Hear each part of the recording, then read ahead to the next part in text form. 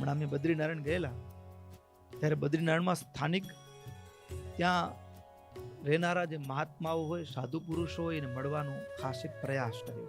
ઘણી વખત આપણે યાત્રા કરવા તો જઈએ, પણ આપણે તો આપણી ધૂનમાં હોઈએ, સમજ્યા ને? ઝટપટ દર્શન કરીએ ને ભાગવાની વાત. શું કરવાની વાત હોય? ભાગવાની. આપણે ગયા છીએ યાત્રા કરવા, પણ આપણે સવારે કાલે 7 વાગે નીકળવું જોઈએ તો પહોંચશું ત્યાં. તાણ પાછી ઘરે જવાની. ગયા છીએ ભગવાનના દર્શન કરવા માટે, અને ત્યાં કોણ યાદ આવતું હોય? ઘર યાદ આવે. તાણ ત્યાં નહીં હોય, પણ ત્યાં સ્થાનમાં રહેલા સાધુ પુરુષો. અમારી સાથે રહેલા એક હરિભગતે તેને એક સાધુ મહાત્માને પૂછ્યું કે આપ અહીંયા રહ્યા છો? એમે કપાટ ખુલે ત્યારથી માંડીને દરવાજા બંધ થાય એટલે અખાત સુદ વૈશાખ સુદ 30 થી માંડી અને કારતક સુદ એકાદશી સુધી 6 મહિના સુધી એ ત્યાં રહ્યા હોય.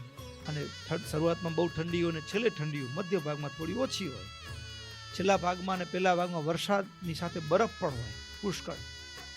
હવે આવી કાતિલ ઠંડી સહન કરો, અહીંયા રહ્યા છો, તો તમે જે ભગવાનને રાજી કરો છો, ભગવાનને રાજી કરવાનો, પ્રસન્નતા પામવાનો કોઈક એવું ગુપ્ત રહસ્ય બતાડો,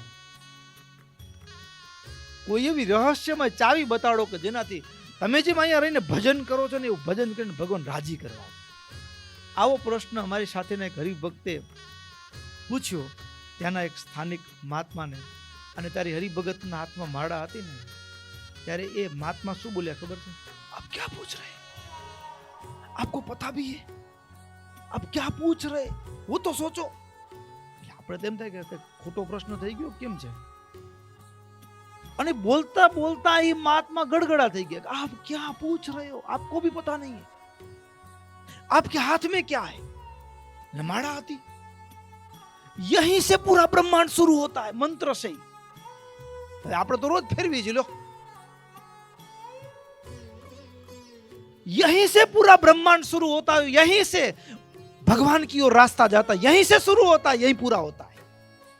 લ્યો, આટલું બોલતા બોલતા તો એને રૂવાડા ઉભા થઈ ગયા, આંખમાંથી દડ આંસુ પડવા લાગ્યા.